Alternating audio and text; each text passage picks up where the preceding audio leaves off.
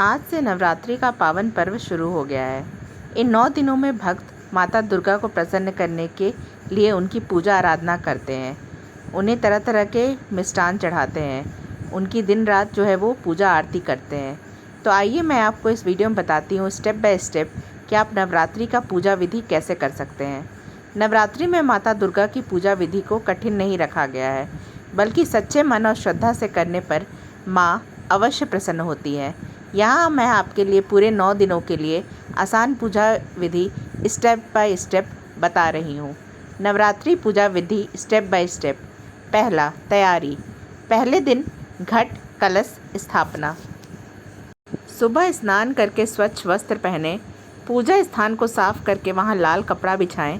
कलश घड़ा में जल, आम का पत्ता और नारियल रखकर कलश स्थापना करें। कलश पर स्वास्तिक बनाकर माँ दुर्गा का आह्वान करें। अखंड ज्योति में घी का दीपक जलाना जो है वो बहुत शुभ होता है। तो ये सब सारी सामग्री जो है आपको प्रथम दिन चाहिए, जिससे कि आप कलश स्थापना करके माता की पूजा प्रारंभ कर सकें। दूसरा, प्रतिदिन की पूजा विधि 9 दिनों तक। सबसे पहले स्नान करके पूजा स्थल पर जाएं। माँ दुर्गा के चित्र मूर्ति के सामने दीपक जलाएं। धूप, फूल, अक्षत, चावल और रोड़ी चढ़ाएं। माँ दुर्गा के उस दिन के स्वरूप शैलपुत्री से लेकर सिद्धिदात्री तक को ध्यान करके उनका नाम ले। दुर्गा सप्तशती, दुर्गा चालीसा या कम से कम ओम दुम दुर्गाय नमः का मंत्र का 11 बार जाप करें।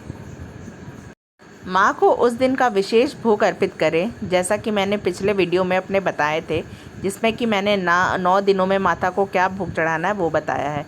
और अंत में आरती गाकर सभी घर वालों को प्रसाद बांटे। 9 दिनों के 9 नियम। सात्विक भोजन करना है। इन दिनों आपको लहसुन प्याज से बिल्कुल परहेज़ करना है। क्रोध, झूठ और किसी का दिल दुखाने से बचें। संभव हो तो व्रत रखें।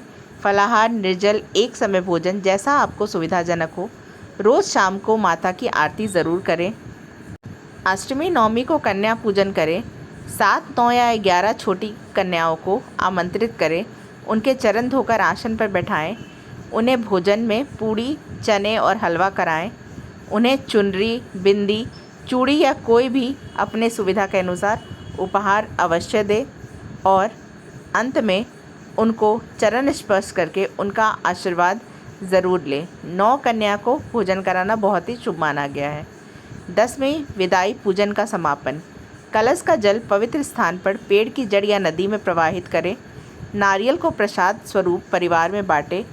माँ से प्रार्थना करें कि वो फिर से आपके घर पधारे और सुख समृद्धि दे। आसान शब्दों में सुबह शाम दीपक, फूल, प्रसाद और मंत्र आरती, यही पूजा का सार है। नियम और शुद्धता का पालन करें, माँ अवश्य प्रसन्न आपसे हो जाएंगी और आपके घर में जो है वो सुख समृद्धि का वास होगा। बस आपको और ज़्यादा कुछ दिखावे नहीं करना है, बस इतना कर लीजिए, माता आपसे प्रसन्न हो जाएगी। जय माता दी।